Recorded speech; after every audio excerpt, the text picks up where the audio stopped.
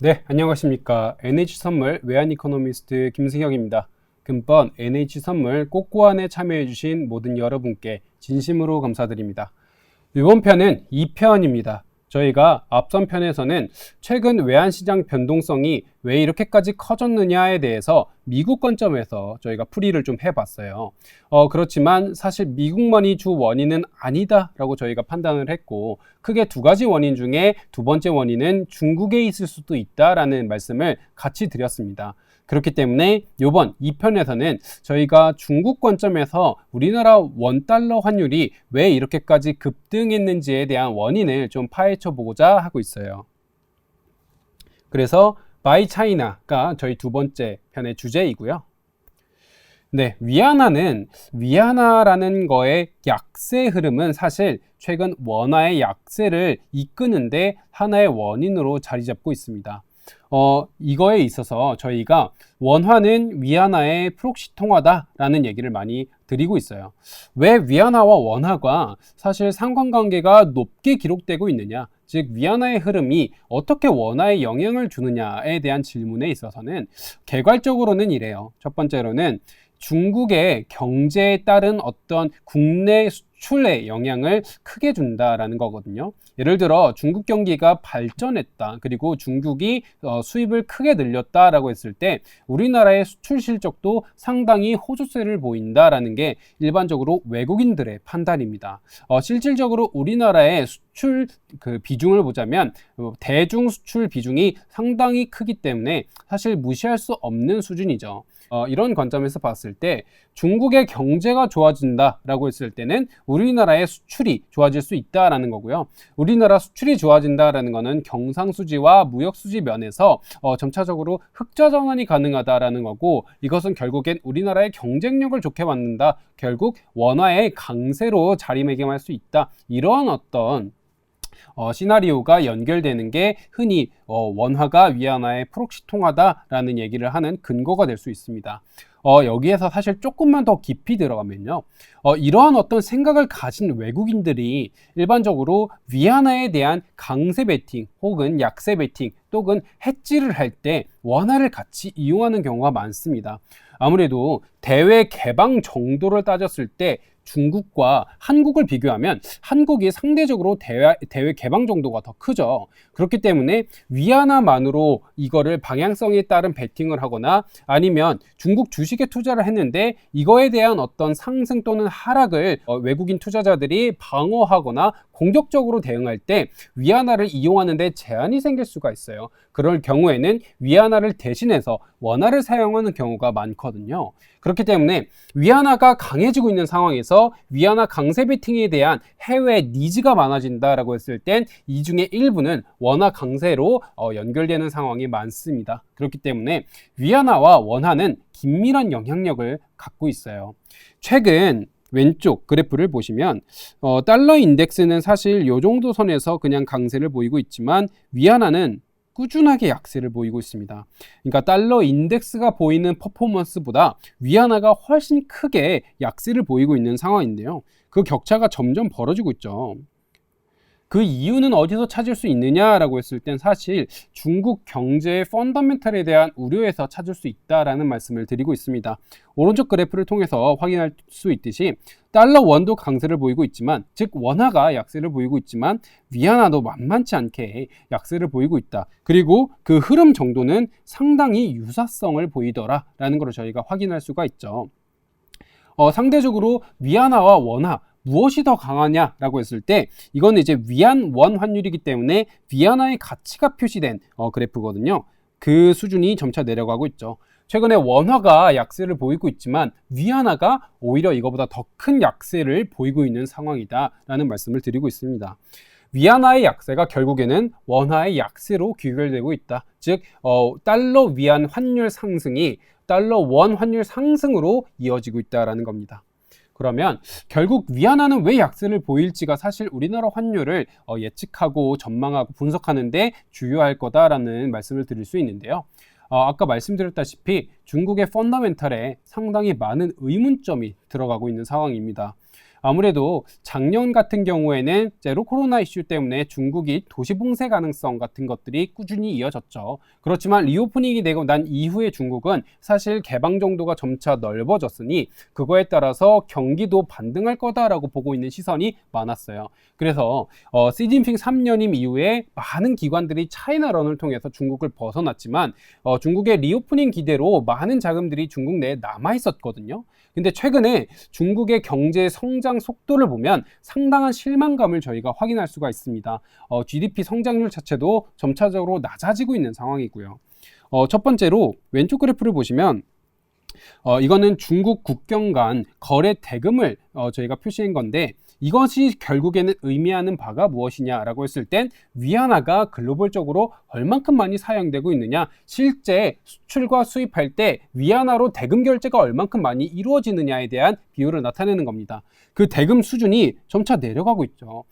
저희가 최근에 사실 위안화가 달러의 지위를 위협하고 있다. 그리고 이제 뭐 루피화라든지 인도라든지 아니면 이라이비라든지 이런 많은 국가들에서 원유 결제 대금을 달러 대신 위안화로 결제하려는 흐름이 보이고 있다라는 기사를 확인했었는데 그럼에도 불구하고 중국의 국경 간 거래 대금은 점차 줄어들고 있다. 즉 중국 면에 있어서 수출과 수입이 둘 다 부진한 면을 보이고 있다. 경기의 활성 정도가 점차적으로 약해지고 있다라는 것을 확인할 수가 있습니다. 실질적으로 오른쪽 그래프에 중국의 소매 판매라든지 산업 생산 역시도 다시 한번 약세 흐름을 보이고 있는 모습이고요. 어떻게 보면은 사실 별 차이 없는 거 아니야? 라고 할 수 있지만 지금은 리오프닝 시대다. 그러니까 작년에 도시 봉쇄에 이제 비교했을 때 지금 시점에 얼마큼의 많은 개선세가 보이고 있느냐를 저희가 비교해야 되는데 그런 기저 효과가 있을 거임에도 불구하고 사실 횡보세를 보이고 있고 최근에는 사실 큰 폭으로 하락했다라는 걸 확인했을 때 중국 경제가 사람들의 기대에 훨씬 미치지 못하는 성적표를 보여주고 있다라는 것을 확인할 수가 있죠. 이에 따라서 중국 달러 위안은 계속적으로 약세를 보이고 있는 상황이고요. 중국의 CPI 소비자 물가는 꾸준하게 하락세를 보이고 있는 상황입니다.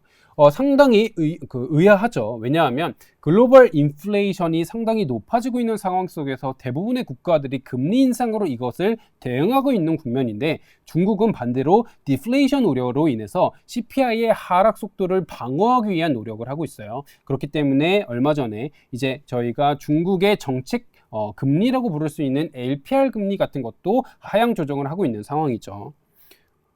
저희가 그거는 이 그래프를 통해서 확인할 수가 있는데요.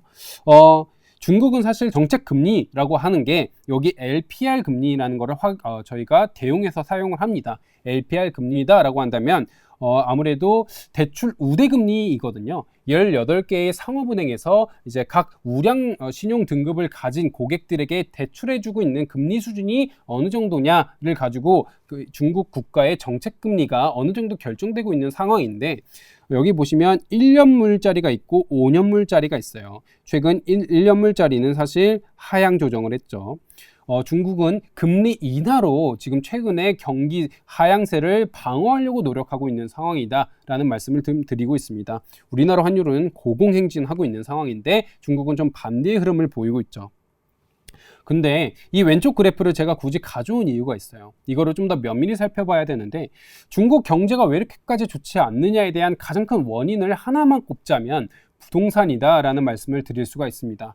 중국은 부동산 산업에 상당히 많은 의지를 하고 있던 국가예요. 중국이 고속성장, 후진타오 시절에 중국이 고속성장을 할 수 있었던 가장 큰 이유 중에 하나는 아무래도 인프라에 대한 투자와 부동산 산업의 발전, 이것에 있는데요. 부동산 산업이 많은 거품이 꼈다라는 이유로 작년에 규제를 많이 했다가 부동산 산업이 너무나 침체를 겪고 있는 상황 속에서 다시 한번 부양을 시키려고 많은 재정정책 그리고 많은 정책들을 이제 유입시키고 있지만 중국 정부가 원하는 수준만큼 발전하고는 있지 않아요. 그런데 여기서 이제 딜레마가 있는 거죠. 중국 정부는 어떤 딜레마가 있느냐라고 했을 땐 그 딜레마를 말씀드리기 전에 왼쪽 그래프를 다시 한번 보실게요. 여기 보시면 LPR 5년 금리는 횡보세를 보이고 있죠. 1년물 금리는 내렸는데 5년물 금리는 횡보를 시켰어요. 왜 그러냐라고 했을 때 LPR 1년물 금리는 흔히 가계와 기업 대출을 중심으로 산출을 합니다. 그렇지만 5년물 금리는 주택담보대출, 그러니까 부동산 산업에서의 주택담보대출 금리가 5년물 금리가 이것을 대표해요. 1년물은 그러면 일반 사람들에게 대출을 해주는 거라면 5년물 금리는 부동산 산업에서의 대출을 얘기를 하는 거죠. 그러면 부동산 산업에서의 대출 금리가 유지된 거예요.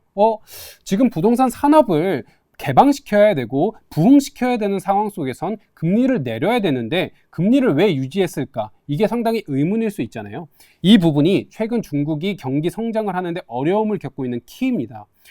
아까 말씀드렸다시피 중국의 부동산 시장은 상당한 거품이 껴있다가 정책이 들어와서 이게 다시 한번 가라앉은 상황이에요. 그렇지만 거품이 상당히 꼈기 때문에 상당히 높은 수준의 정부 부채가 아직까지는 남아있는 상황입니다. 오른쪽 하단 그래프를 보시면 이건 이제 제가 다른 사이트에서 가져온 그래프인데 이 그래프를 보시면 점차적으로 상당히 높은 잔존부채가 남아있는 상황이고요. 특히 부동산 개발기업 잔존부채가 최근 들어서 가파르게 상승한 모습을 확인할 수가 있죠. 2022년에만 이만큼 올랐는데 2023년에는 이거보다 더 높이 올라갔을 거다가 지금 전문가들의 의견이고요. 상당히 높아져 있는 부채 수준인데 산업 자체는 침체되어 있어요. 그런 상황 속에서 정부가 생각했을 때 얘네들을 지원하고자 돈을 무작정 푼다면 이 부채가 뇌관이 돼서 다시 한번 빵 하고 터질 수 있는 그런 위험이 있거든요. 버블이 터지게 되면 일본 경제에서 저희가 한번 경험했듯 그 침체 국면은 정말 오랜 기간 동안 연장될 수 있습니다. 중국 정부는 이것을 상당히 두려워하고 있어요. 그렇기 때문에 부동산에 대한 산업을 다시 한번 부흥시켜서 국가 경쟁력을 다시 한번 회복시키고 싶지만 그렇다고 무작정 돈을 푸는 걸로 대응을 했을 때 중국의 부동산 내에 있는 부채 수준, 이것이 뇌관 역할을 하는 것을 방어할 수 있을 거냐, 이거에 있어서는 아직까지는 물음표라는 거죠. 그래서 되게 보수적으로 접근하고 있는 상황입니다. 적극적으로 어떤 이런 부동산 산업의 발전에 대응하지 못하고 보수적으로밖에 대응할 수 없는 지금 중국의 스탠스가 중국 전체적인 경제의 발전 가능성을 점점 더디게 만들고 있는 상황이고요. 이런 관점에서 골드만삭스라든지 해외 글로벌 IB들이 중국의 경제 GDP 성장률을 점차적으로 하향 조정하고 있는 그러한 추세죠. 중국의 실질 GDP도 여전하게 계속 횡보세를 보이고 있는 상황입니다. 최근에 컨트리 가든 같은 저희가 벽개원이라고도 부르는 중국의 5위 정도 수준의 부동산 업체가 디폴트 위기가 발생을 했고 결국 이것을 이제 국가 차원에서 관리를 해야 되느냐라는 논의가 이루어지고 있는 상황을 보자면 중국의 부동산에 대한 어떤 산업 우려는 한동안 연장될 만한 가능성이 높다. 이런 차원에서 중국 경제가 단기간 내에 반등할 수 있을 것이냐에 대한 사람들의 의문점도 점차 높아지고 있는 상황이다. 이런 상황 속에서는 사실 위안화가 강세를 보이기는 조금은 어려울 수 있죠. 이러한 위안화 강세가 제한되는 상황 속에서의 위안 약세 흐름은 아까도 말씀드렸다시피 최근 원화의 약세 흐름으로 좀 더 연결되고 있는 상황입니다. 특히 저번 달 같은 경우에는 헝다가 다시 한번 이슈화가 됐고요. 이번 달 같은 경우에는 컨트리 가든을 필두로 중국 부동산 시장 전체가 이슈가 됐기 때문에 위안화 약세가 한층 더 높아졌고 이것이 8월부터 원달러 환율이 1340원까지 한 번에 오를 수 있는 가장 하나의 이제 주요 원인이 되었다. 좀 이렇게 말씀드릴 수가 있습니다. 이거는 이제 저희가 일부 시간에 미국 국채 금리가 점차적으로 높아지고 있는 원인은 사실 미국 국채에 대한 수요가 글로벌적으로 줄어들고 있다라는 말씀을 드렸는데 그거에 대한 근거 자료로서 제가 참고 자료를 가져왔고요. 일본과 이제 중국의 미 국채 보유 비율이 점차적으로 감소하고 있다라는 말씀을 드리고 있습니다. 그래서 저희가 1부 시간과 2부 시간을 종합했을 땐 결국 미국과 중국의 두 가지 팩터로 인해서 최근 원달러 환율이 급등을 했다라는 말씀을 좀 드리고 있는데요.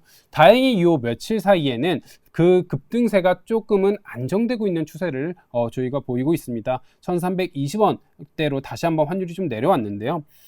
이 내려온 이유는 사실 어떻게 보면은 중국 같은 경우에도 이제 외환 당국이 개입을 실제로 하고 있고요.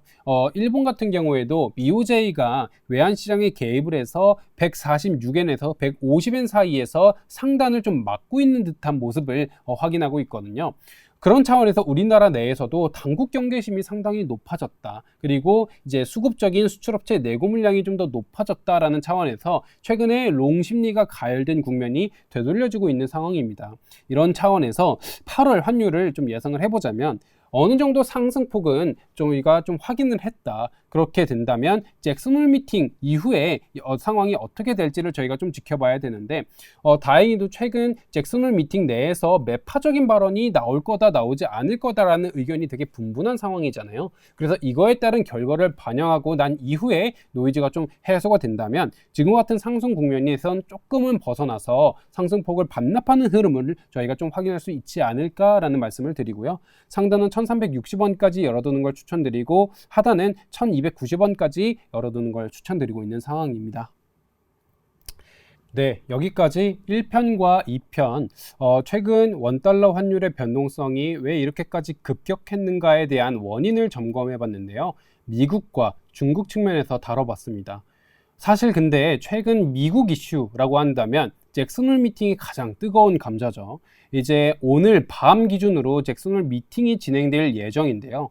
그래서 많은 분들께선 잭슨홀 미팅에 따른 여파가 어떻게 진행될 거야가 상당히 궁금하실 겁니다.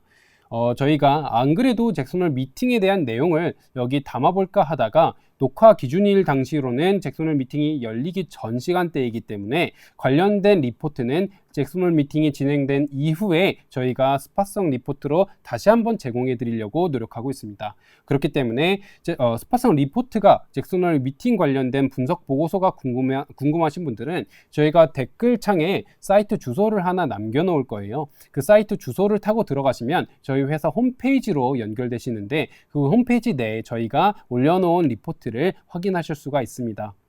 그러면 잭슨홀 이후에 관련된 여파가 어떻게 진행될지 그리고 잭슨홀 미팅 내용은 어떻게 됐는지에 대한 내용을 한 번에 보실 수 있을 테니까 그거를 통해서 이제 잭슨홀 이후의 상황을 같이 한번 점검해 왔으면 좋겠습니다. 네, 우선 외환시장의 변동성 관련된 내용과 잭슨홀 관련된 이후의 진행 상황까지 전달해 드렸고요. 여기서 이번 세미나는 마무리 짓도록 하겠습니다. 수고 많으셨습니다.